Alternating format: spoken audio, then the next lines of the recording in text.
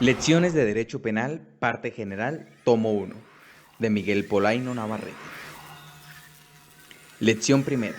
Configuración científica del moderno derecho penal, hacia una teoría funcionalista y normativista del derecho penal. 1.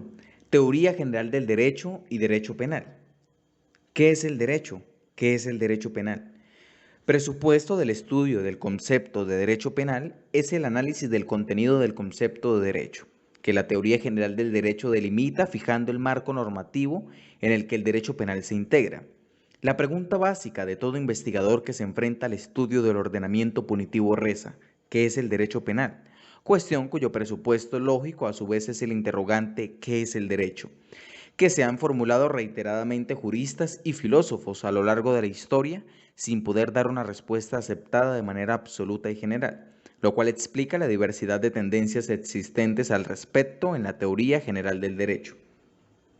Ya Kant resumió lacónica y acertadamente la dificultad de definir el derecho. Todavía buscan los juristas una definición de su concepto de derecho. Este autor puso de manifiesto la dificultad de conceptuar el derecho, quid ius, porque no debe limitarse el jurista a decir lo que es derecho en un momento concreto, quid sit iuris, esto es, lo que las leyes digan que es derecho, sino que ha de encontrar un principio delimitador de lo justo y lo injusto a efectos de conocer si lo dispuesto por las leyes es o no acorde a la idea de la justicia. Para ello, abogaba Kant por acudir a una valoración fundamentada en la razón y no en criterios meramente empíricos. Una teoría del derecho meramente empírica, decía Kant en la Metafísica de las Costumbres, es como la cabeza de madera en la fábula de Fedro, una cabeza que puede ser hermosa, solo que, lástima, no tiene seso.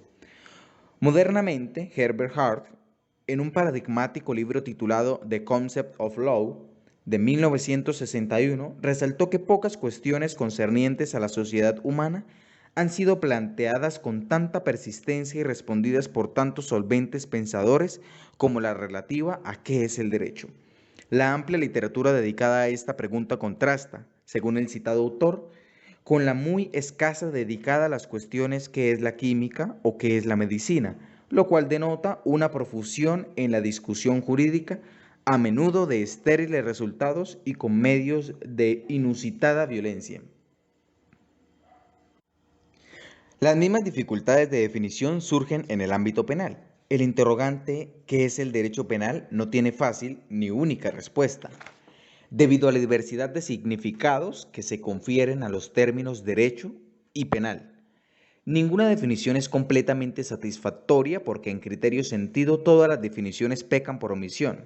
No hay ninguna que abarque absoluta e irrefutablemente todos los elementos de lo definido. Por ello, más que limitarse a definir el concepto de derecho penal, debe intentar ofrecerse una explicación lo más precisa posible del objeto de conocimiento y con ello alcanzar una aproximación estricta a dicho concepto que analice tanto su contorno como su dintorno, esto es, su delimitación exterior y su contenido intrínseco. 2. Contenido científico del derecho penal. Es tradicional la división del derecho penal en una parte general y en una parte especial. La parte general del derecho penal se ocupa del análisis de los conceptos e instituciones generales del derecho penal, delito, pena, ley penal.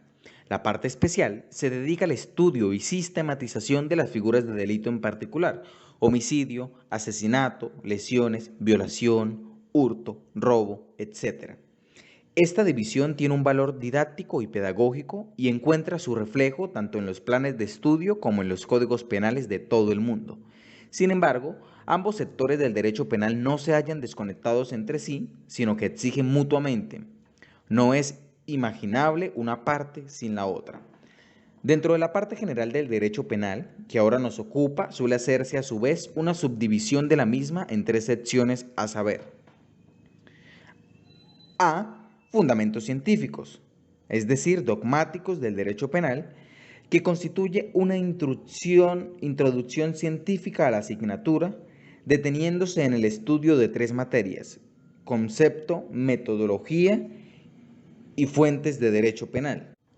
B. Teoría jurídica del delito, que estudia sistemáticamente los elementos esenciales del delito: acción, tipicidad, antijuricidad, culpabilidad y punibilidad, donde muestra una especial relevancia la doctrina de la imputación objetiva y subjetiva del acto típico e injusto a su autor.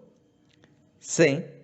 Teoría de las consecuencias jurídicas del delito, que se ocupa del estudio de los instrumentos legales para la sanción jurídica y la prevención de la criminalidad, las penas y las medidas de seguridad junto a otras consecuencias jurídicas preventivo-criminales. Tercero, denominación técnica de la asignatura. Hasta ahora, al referirnos a nuestra disciplina, hemos empleado la usual expresión derecho penal.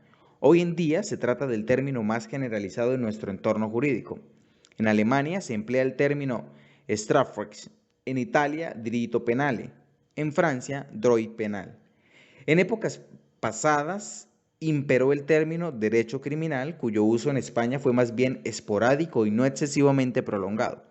La emplearon sobre todo los prácticos de los siglos XVI, XVII y XVIII, y más o menos generalizadamente la doctrina y legislación hasta principios del siglo XIX.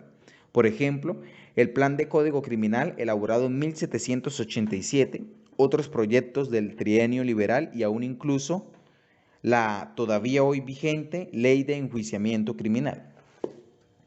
Pronto se impuso en nuestro país el término derecho penal. Todos los códigos penales españoles decimonónicos de 1822, 1848, 1850 y 1870 son intitulados códigos penales y no códigos criminales. También las principales obras científicas, manuales, tratados y comentarios de la época emplean el término derecho penal, consagrando esta denominación que ya había sido utilizada en la Edad Media.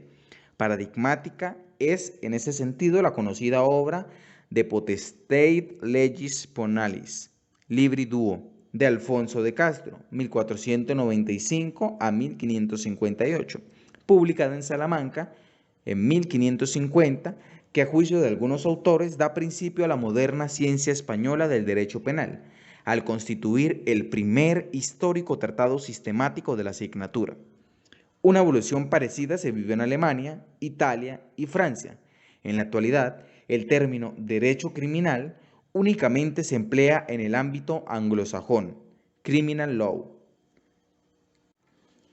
Algún penalista alemán, como Reinhard Maurach, ha defendido el uso del término derecho criminal porque el mismo alude al presupuesto crimen y no a la consecuencia, pena, del fenómeno delictivo. Sin embargo, con el término crimen no se alude correctamente a todo el presupuesto delictivo. El crimen parece únicamente referirse a las infracciones de mayor gravedad, dejando fuera las de menor entidad. El término infracción criminal fue propuesto en la doctrina española por Quintiliano Saldaña en 1920. Modernamente, algún autor, como Cerezo Mir, ha apuntado que es más correcto el término infracción penal que el de infracción criminal por ser más acorde a la naturaleza de las faltas e incluso los delitos de escasa entidad. En nuestra opinión, una denominación que atendiera más correctamente el presupuesto sería, por ejemplo, derecho delictual o derecho de la infracción penal. Pero tales expresiones no han adquirido predicamento alguno. Si lo ha hecho, sin embargo, la intitulación que alude a la consecuencia jurídica más definitoria de la disciplina, derecho penal. Es evidente que esta denominación tampoco se libra de críticas. Alude sí a la pena como principal instrumento de lucha contra la delincuencia, pero deja fuera a la medida de seguridad, que habrá que entender, al menos del lege lata, asimismo incluida en el ámbito jurídico penal. Ocasionalmente se han propuesto algunas otras denominaciones que por lo general no han alcanzado mayor trascendencia. Se trata de ocurrencias individuales, como las llama modernamente Zaffaroni, que no tienen más interés que el meramente histórico. Entre ellas destaca la de derecho protector de los criminales, empleada por el ilustre penalista Pedro Dorado Montero en una conocida obra de 1915. Con esa expresión, que Jiménez de Azúa califica de exacta y propia de la verdadera escuela española de moderna factura y del verdadero positivismo crítico español, y que imperaría, según Dorado Montero, en el futuro, pretendía aludir a la pena como una forma de tutela del delincuente que no es condenado por puro retribucionismo, sino con fines preventivos. La denominación de Dorado Montero, pionera en su momento en el pensamiento jurídico penal europeo, no se ha impuesto en la actualidad, pero sí el espíritu que la animaba. La concepción relativa, no absoluta de la pena, esto es, la legitimación del derecho penal con fines preventivos, prevención general y especial, y no de retribución, construyendo el auténtico tratamiento protector del porvenir, lo que dice Jiménez de Azúa. Y adelantándose con ello, a teorías criminológicas posteriores. No en vano, a Dorado se le ha considerado como un precursor de la teoría de Labeling Approach, así Cobo del Rosal, Bajigalupo, y de la criminología crítica, así Cuello Contreras. Ejemplos de otras denominaciones de menor alcance son derecho represivo por Puglia, derecho de lucha contra el crimen o el delito por Thompson, derecho restaurador y derecho sancionador por Valdés Rubio, derecho determinador por Laborde, derecho transgresional, derecho de defensa social por Antolicey y por Ángel, y derecho de defensa individual y sobre todo la calificación de derecho punitivo, que es indistintamente empleada en relación a las propias designaciones de derecho criminal y derecho penal. 2. Las dimensiones básicas del derecho, de la teoría tridimensional a la teoría pluridimensional del derecho. En el ámbito de la teoría general del derecho se ha desarrollado una doctrina, conocida como teoría tridimensional del derecho, fundada por el jurista brasileño Miguel Reale en 1940 y que cuenta con numerosos seguidores en diferentes países, la cual pone de relieve las tres dimensiones esenciales de la experiencia jurídica, a saber, sociedad, norma y valor. Posteriormente, algunos partidarios de esta doctrina han defendido la necesidad de incorporar una nueva dimensión más, igualmente útil para el conocimiento del derecho, la del tiempo, mensurado a lo largo de la historia, defendiéndose de esta manera una teoría tetradimensional del derecho. En nuestra opinión, aún debe ampliarse más ese cupo de dimensiones jurídicas esenciales. Así, la relativa al concepto de persona se impone hoy, pues una teoría pluridimensional, abierta y compleja, acorde con la sociedad moderna. A continuación, analizaremos brevemente cada una de estas dimensiones esenciales. La primera, dimensión social. La primera dimensión del derecho reside en que toda experiencia jurídica constituye un hecho social, es decir, un hecho con relevancia, significado o proyección social. Es obvio que cuando una persona comete un homicidio, una defraudación a la hacienda pública o un atentado contra la autoridad, etc., realiza actos antijurídicos que comportan necesariamente una proyección social. El derecho surge ante todo para intentar conseguir y garantizar un orden social determinado. Y por ello se habla del derecho como un instrumento formal o formalizado de control social. El derecho se integra en la sociedad de modo que entre sociedad y derecho existe una recíproca interrelación, una mutua interdependencia. El derecho penal, como sector del ordenamiento jurídico, tiene igualmente una proyección social ineludible.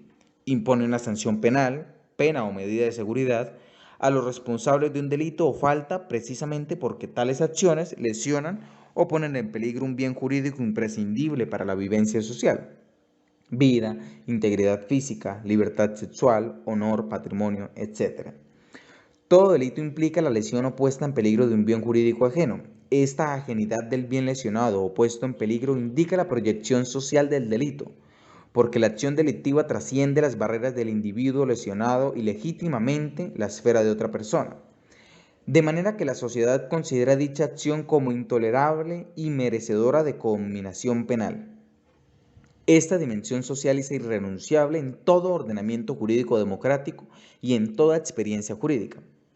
Algunas excepciones a esta dimensión social se hallan en los regímenes totalitarios. Por ejemplo, en la Alemania nazi se pretendió instaurar un derecho de ánimo o de la voluntad que no exigía la manifestación de la voluntad criminal al exterior, esto es, al mundo social, a través de una conducta, sino que bastaba que se acreditara la existencia de una predisposición al crimen en la psique del autor para que él, normalmente de una raza o de unas condiciones personales determinadas, pudiera ser sancionado. La segunda es la dimensión normativa. La segunda dimensión esencial del derecho es la normativa.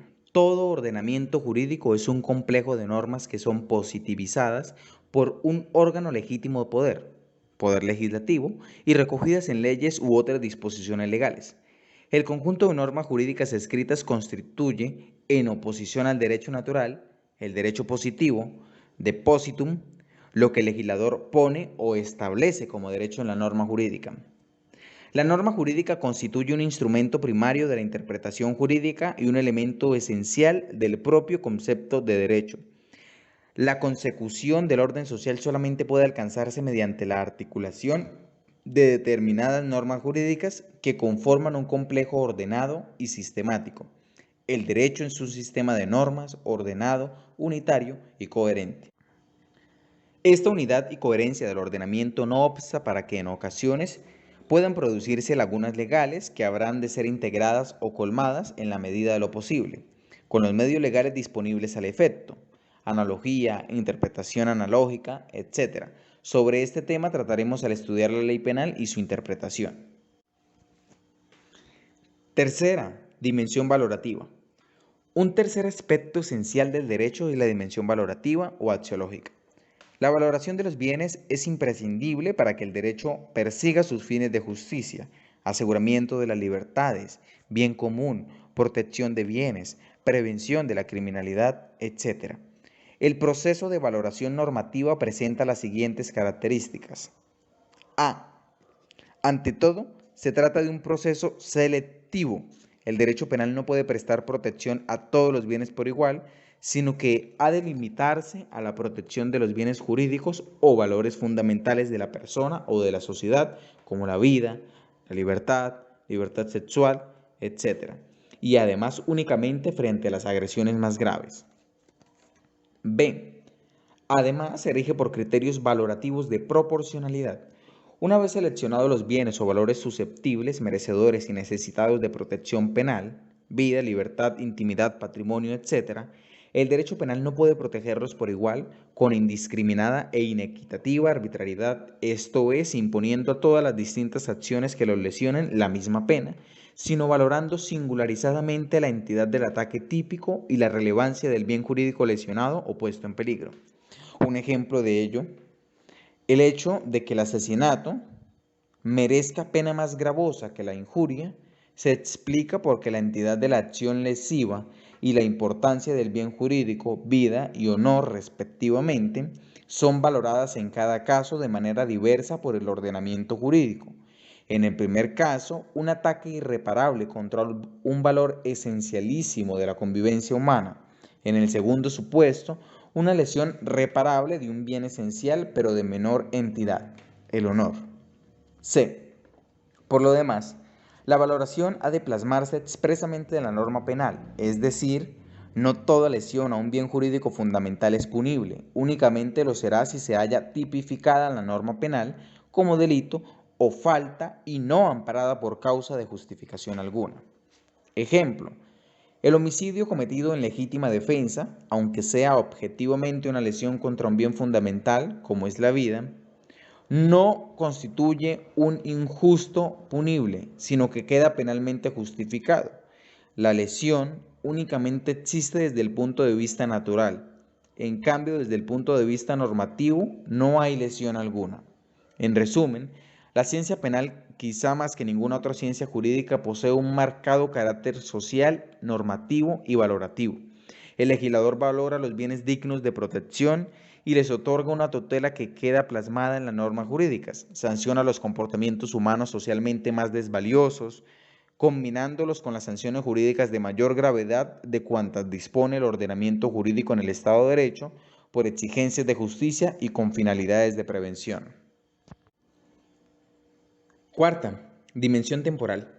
Es mérito de la teoría tridimensional del derecho haber destacado dos aspectos esenciales. En primer lugar, que en toda experiencia jurídica confluyen las tres aludidas dimensiones, hecho social, norma y valor. Y en segundo término, que tales facetas no se muestran aisladas, sino que antes bien se relacionan mutuamente. Ahora bien, como se ha puesto de manifiesto ya desde la teoría de la relatividad de Einstein, esas tres dimensiones del derecho a la postre no son suficientes para estudiar el fenómeno jurídico en su conjunto.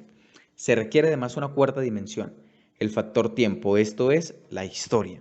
Se produce de este modo un tránsito de tridimensionalismo al tetradimensionalismo jurídico. Este tránsito incide de lleno en la nociología jurídica, teoría y crítica del conocimiento. La cuarta dimensión permite temporalizar las otras tres dimensiones, permitiendo aproximarse al derecho vivo, palpitante, en acción, en perspectiva histórica. Esto es, no se estudia el derecho penal de forma estática, como una rana en formol o en una mesa de operaciones, sino de forma dinámica en su contexto histórico o temporal, esto es, valorando su evolución anterior y relacionándola con la venidera. De esta suerte, el jurista se aproxima al conocimiento del derecho, no de un modo puramente teórico, metodológico y estático, sincrónico, sino real, concreto y evolutivo, diacrónico. Quinto, dimensión personal. La versatilidad y riqueza de matices de las sociedades posmodernas determinan que la ciencia del derecho no puede explicarse mediante una mera teoría tridimensional, ni siquiera con su versión modificada, la teoría tetradimensional del derecho. Se requiere una doctrina más abierta y flexible, una teoría multidimensional, que junto a las citadas cuatro dimensiones dé entrada a otras dimensiones o elementos útiles para el conocimiento del derecho en general y del derecho penal en particular. Una de esas dimensiones que no deben obviarse para el conocimiento del derecho es la del concepto de persona, elemento básico en el devenir de la reflexión filosófica que ha experimentado un reciente renacimiento en la dogmática penal funcionalista de Jacobs, que veremos en esta misma lección. Sexta, otras, entre paréntesis, posibles dimensiones. Probablemente las dimensiones citadas, sociedad, norma, valor, tiempo, persona, no sean las únicas que pueden ayudar a la descripción, esto es, el conocimiento del sistema jurídico. Hay otras perspectivas igualmente válidas para describir el derecho. Por esta razón quizás sea más conveniente hablar, como hemos afirmado, de una teoría pluridimensional del sistema social y por tanto del sistema jurídico. La teoría de los sistemas sociales, encabezada por el psicólogo y jurista alemán Niklas Luhmann, ha puesto de relieve que la sociedad es un sistema complejo integrado por una multitud de subsistemas que se interrelacionan mutuamente. Esta teoría sustenta una visión global de la sociedad como sistema general y el reconocimiento de subsistemas integrados en el sistema social: derecho, economía, religión, arte, ciencia, etc. Para Luhmann, la sociedad constituye un sistema autorreferente y autopoiético que se integra de expresiones de sentido, de comunicaciones. La comunicación es la operación específica que define los elementos del sistema social. No es el hombre quien puede comunicar, solo la comunicación comunica. Del mismo modo que la comunicación es la operación autopoiética definidora de los sistemas sociales, los sistemas personales o psíquicos.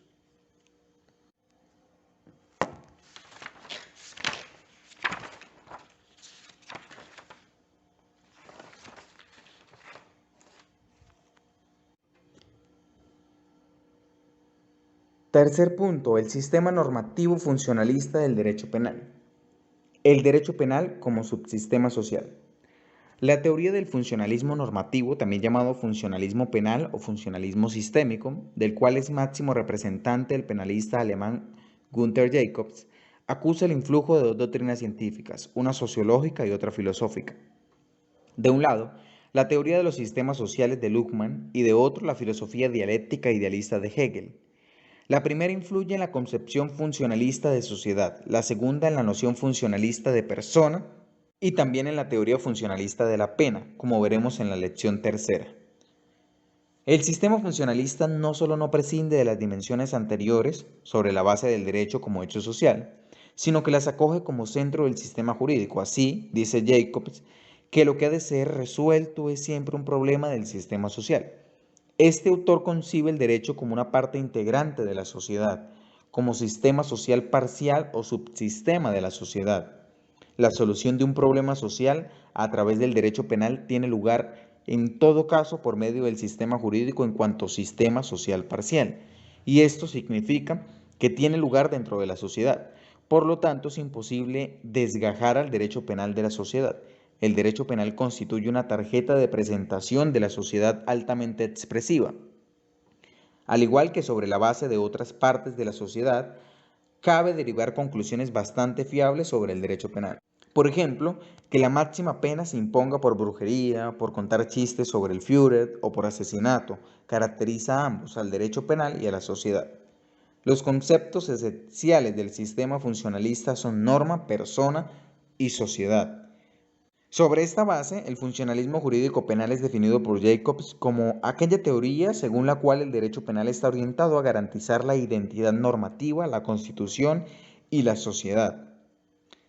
Esa sociedad se integra por personas que se caracterizan por emitir expresiones de sentido, esto es, comunicaciones.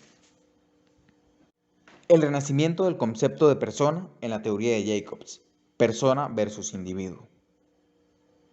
Este planteamiento funcionalista se aleja, en sus planteamientos, tanto de la conciencia individual, que había sido el tradicional punto de partida de la filosofía enraizada en Descartes y desarrollada desde Hobbes hasta Kant, como de la tradicional concepción europea del Estado iniciada por Aristóteles, de manera que en la doctrina de Jacobs se produce un renacimiento de la persona como ser social, como sujeto portador de un rol e integrante de la sociedad cuya conducta contiene el esbozo de un mundo.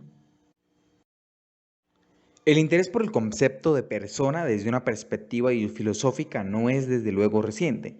Numerosos autores, desde la antigüedad clásica hasta la filosofía contemporánea, han dedicado sus esfuerzos a intentar desentrañar qué se esconde detrás de un concepto tan aparentemente accesible y ambiguo al tiempo como el de persona.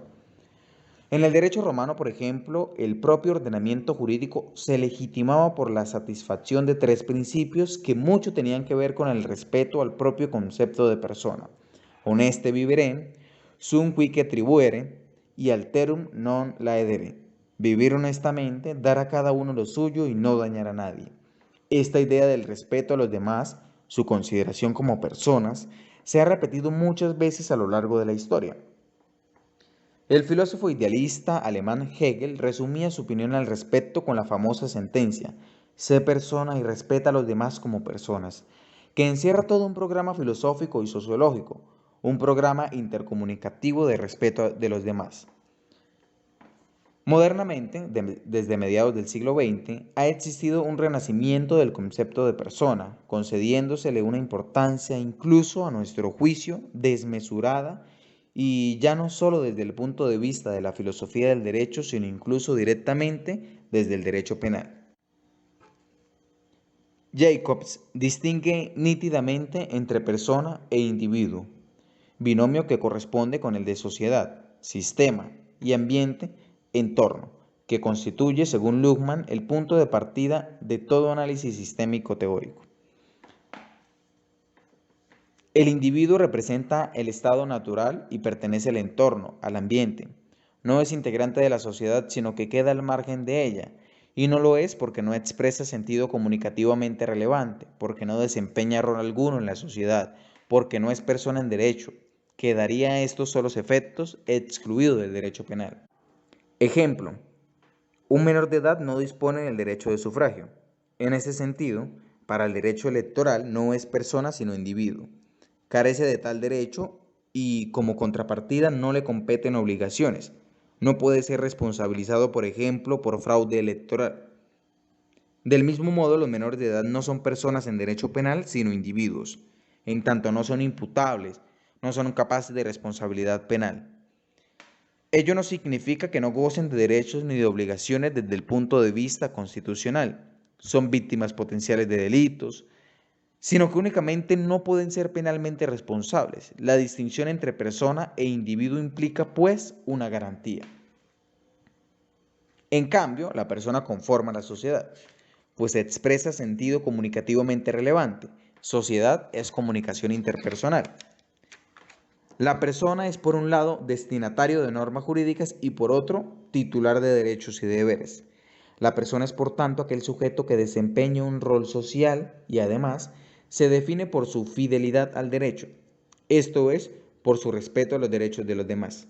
Por ello, la persona es para Jacobs aquel sujeto social que se compromete a no lesionar a nadie y a su vez ofrece la mínima garantía cognitiva de respeto de la norma.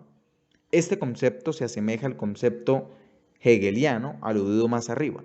El sujeto es persona en la medida en que respeta a los demás y en tanto que puede ejercer y disfrutar sus derechos con una mínima seguridad. La noción funcionalista de persona abandona de este modo la concepción tradicional de persona en sentido natural, naturalístico, prejurídico u ontológico. Por el contrario, constituye un concepto eminentemente normativo cuya esencia no proviene de una idea individual de la dignidad humana, sino del reconocimiento social de ciertas expectativas normativamente protegibles. Por ello, la noción funcionalista de persona, persona en derecho, res person, solo puede explicarse con referencia a la norma jurídica.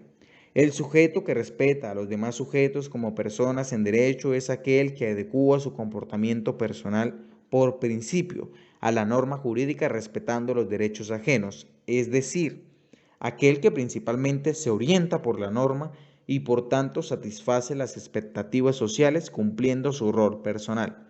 En fin, persona es sinónimo de ciudadanía, de civilidad. Para Jacobs, persona es a quien se le adscribe el rol de un ciudadano respetuoso con el derecho, y por ello es persona real aquel cuyo comportamiento resulta adecuado a la norma. 3. Articulación de los conceptos de norma, persona y sociedad. ¿Qué posición representa la norma, la persona y la sociedad en este esquema funcionalista? ¿Cómo se articulan esos conceptos? Una explicación sencilla y esquemática sería la siguiente. La norma, en tanto condensación de expectativas sociales, se dirige a las personas que son los destinatarios de normas y por ello titulares de derechos y deberes. El sujeto se comporta como persona en tanto cumple su rol de ciudadano. Por ello, persona es quien ejerce cotidianamente con su comportamiento civismo o civilidad, o sea, quien respeta los derechos de los demás y al mismo quien cumple la norma. La persona que adecúa su comportamiento al rol cumple la norma, esto es, satisface una expectativa social y con ello contribuye con su comportamiento personal al funcionamiento de la sociedad. De ese modo, el trinomio norma, persona, sociedad constituye una tríada de elementos que se exigen mutuamente. Cada uno de ellos únicamente se explica sobre la base de los otros dos, de suerte que o existen los tres elementos o no existe ninguno. En ese esquema, la presencia de la norma es fundamental o constitutiva. Tanto la persona como la sociedad son conceptos normativos y no ontológicos, prejurídicos ni naturalísticos. A juicio de Jacobs, la constitución de la sociedad tiene lugar a través de normas y constituye un conjunto de personas sometidas a una ordenación. Solo la ordenación de personas, dice Jacobs, construye una sociedad, entendida como un mundo normativo que no resulta de la mera suma o reunión de todos los mundos individuales, sino que es una realidad más compleja por cuanto implica la comunicación entre una pluralidad de personas, además de un criterio normativo ordenador. La sociedad es entendimiento o acuerdo normativo. Por ello, la sociedad se concibe como realidad de la norma. Lo que es real sin ser sociedad construye el medio de la sociedad al que pertenece todo el ámbito de la comunicación instrumental, mientras que la norma es el marco en el que se desarrollan las relaciones de grupo. Este marco normativo ha de ser independiente de las voluntades individuales y representa la estabilidad del grupo en cuyas relaciones se integran los sujetos individuales. El sistema del derecho penal se ocupa de esos elementos positivos, norma, persona, sociedad, pero sin duda también de los aspectos negativos, infracción de la norma, delincuente, desestabilización de la sociedad. En esta disciplina vamos a analizar, pues, esa dinámica para responder a la pregunta clásica del derecho penal, a saber, ¿quién responde penalmente de qué? Esto es, cómo hacer responsable un sujeto competente por la infracción de una norma mediante un delito? Adentrémonos, pues, en los fundamentos que nos llevarán a responder esta cuestión.